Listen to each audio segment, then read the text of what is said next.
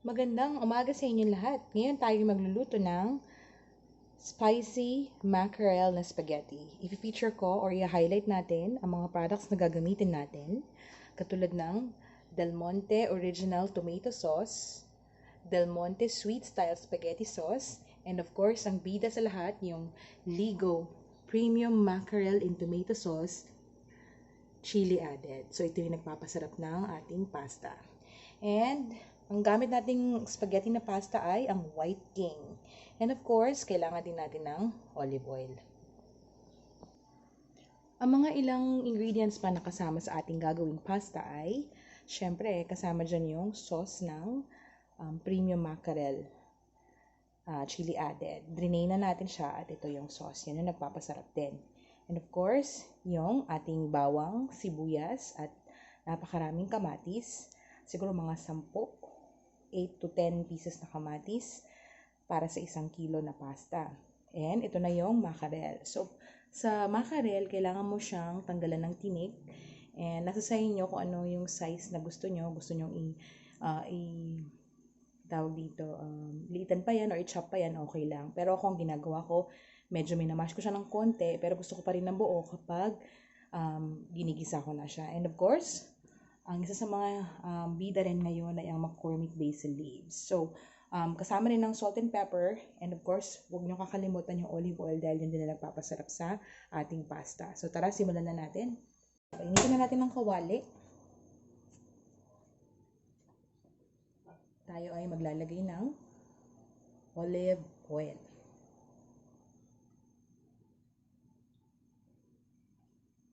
Gigisa natin ang bawang at sibuyas.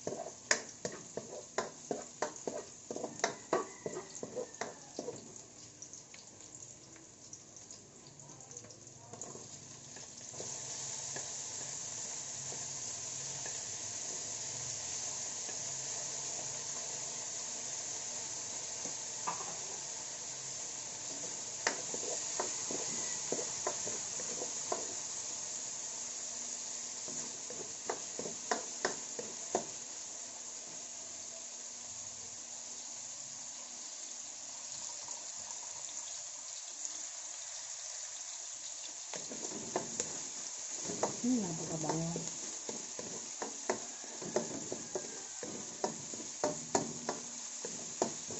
Pag naging translucent na yung ating sibuyas, saka natin, at naging fragrant na pala yung ating bawang, saka natin i-add yung mackerel.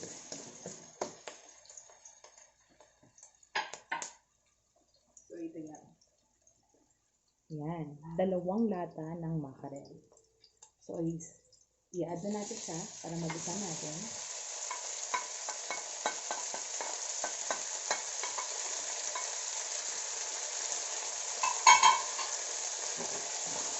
Tapos, ito yung sinasabi kong minamash ko ng konti. Pero hindi masyado kasi gusto ko pa rin may natitirang buong mackerel. Yung parang pag ginagat mo siya, lasang-lasa mo. Kasi itong mackerel na to, napakasarap dahil absorb niya yung lasa ng sauce. Yung flavor niya na maanghang. So, importante na sa bawat kagat mo ng spaghetti, meron kang, o ng pasta, meron kang matitikman na mackerel. So, yan. Para sa akin, ganito okay na yan, yung ganyang laki. So, kung may nakikita pa ako ng konti, minamash ko rin siya. Pero okay lang yan kahit buo. Lalo na kapag sa pamilya mo lang yan isi-serve dahil mas masaya talaga kung may mga buo na sahog, diba?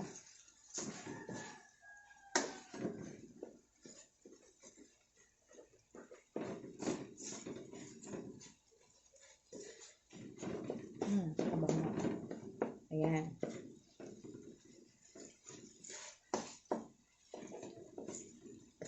Okay.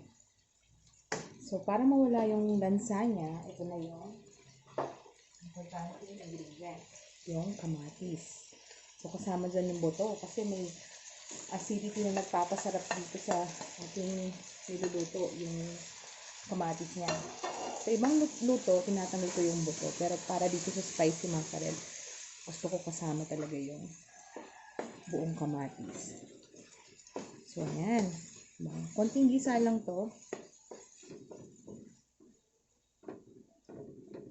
Para ma-absorb lang yung, or mag-isa lang natin yung kamatis. Okay. Saka natin nilala-add yung mga iba pang ingredients. So, ayan na. Nag-isa na mabuti yung ating mackerel. So, yung remain na sauce ng spicy mackerel, which is ito, kailangan din natin siyang isama. So, yun ang una natin ilalagay. Mas maigi na simutin natin talaga para walang nasasayang.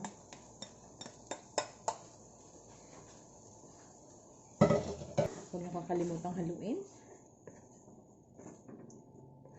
Ayan. And then, i-add na natin yung isa pa sa mga bida na ingredients, yung sweet style spaghetti sauce. Del Monte. Kailangan Del Monte talaga. Hindi ako nagbabago ng recipe ko. Kailangan talaga Del Monte. So, ito yung pang 1 kilo na sauce na isama natin. Kapag ako nagpa-pasta, mas maganda talaga kung mas marami yung sauce kaysa sa pasta. Kasi, ang tendency is na a-absorb ng pasta yung sauce. So, dapat lagi kang merong naka-reserve na sauce para just in case na maging dry yung pasta mo, meron ka pa ring extra sauce. So, ganito yung isa sa mga tip pala ng yung iba, nilalagay nila sa loob yung ang tawag dito, yung sandok para maubos yung sauce. Pero akong ginagawa ko, pinu-fold ko siya ng ganyan. Tapos, ini-squeeze out ko. Para sure na nadi-drain talaga. At hindi ka pa masusugat. Kasi itong ganitong klase ng foil pack, medyo nakakasugat yung ganito delikado. Pero, para iwas tayo sa ganon, hinilitan ko siya. So, pwede mo ilagay sa loob yung delikadong part. Ganyan. Diba, may konti pa. And, aside from the spaghetti sauce, nag-add din tayo ng Del Monte Original Style Tomato Sauce. So, diba, very rich yung ating pasta sa ingredients. So, masasabi mo na talagang malasang-malasa ito. So, may optional pa tayong ingredient dito. Nasa sa inyo na yun. Kung gusto nyo pang i-thicken yung sauce nyo, maglagay kayo ng tomato paste. Pero para sa akin, dahil meron akong napakaraming tomatoes, enough na yun para ma-thicken yung sauce natin. Okay. So, basically, ito na yung pinaka-sauce ng ating pasta. And, dadagdagan mo na lang siya ng salt and pepper and yung basil to your taste. Okay. And then, i-add mo yung pasta, cooked pasta, mix mo siya, and then you're good to go. Okay, nag-decide ako na ipakita sa inyo kung paano ko hinahalo yung pasta. So, once na nakita nyo na kumulo na yung ating sauce, then, it is time to put in our cooked pasta. So, pwede mong patayin mo na siya para hindi ka ma-disgrasya. And, make sure na i-mix mo yung ilalim kasi pag hindi na non-stick yung pan mo, ang tendency is na burn sa ilalim. Lumidikit siya. So, yan. Okay. Yan.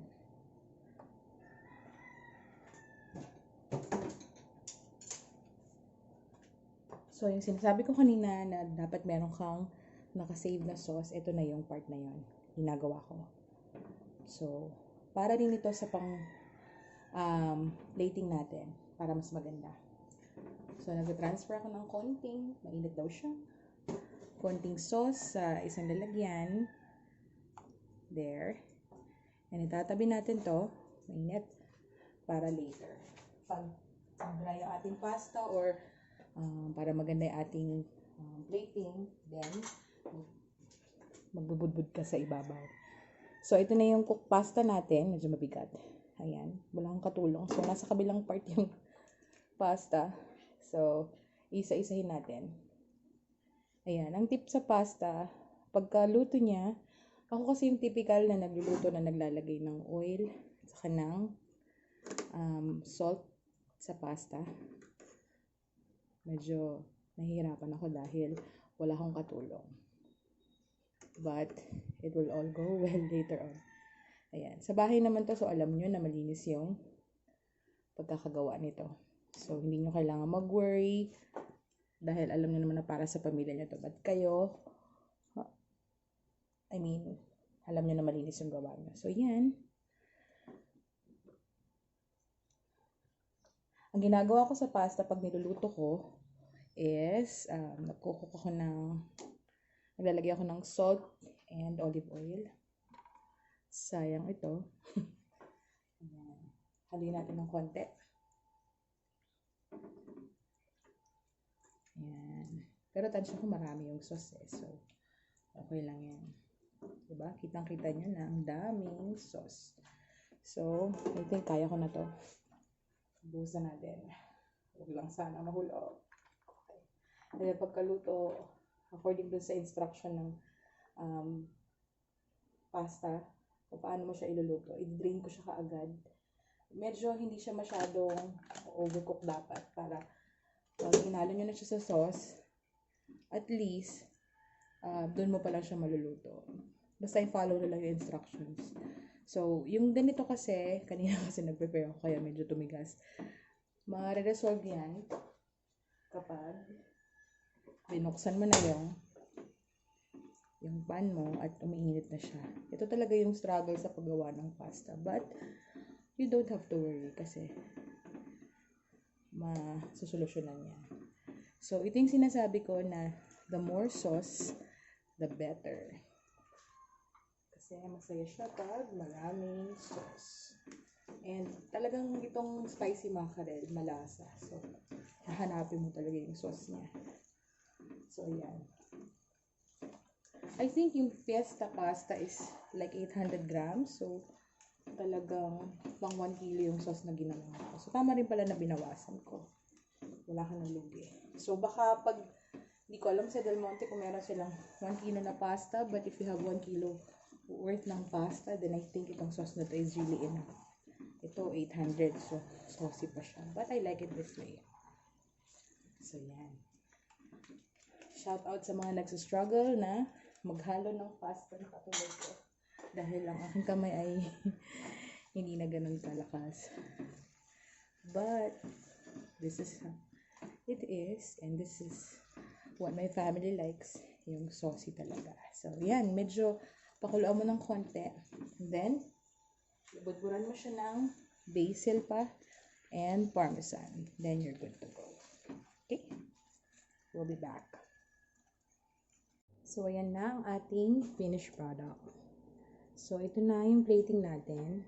Yung sinasabi ko, maglalagay pa tayo ng basil para mas mabango.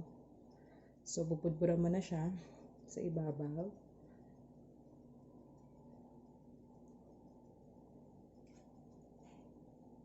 Yan. And then, ito yung parmesan natin. Mag-add tayo ng parmesan. The more, the merrier.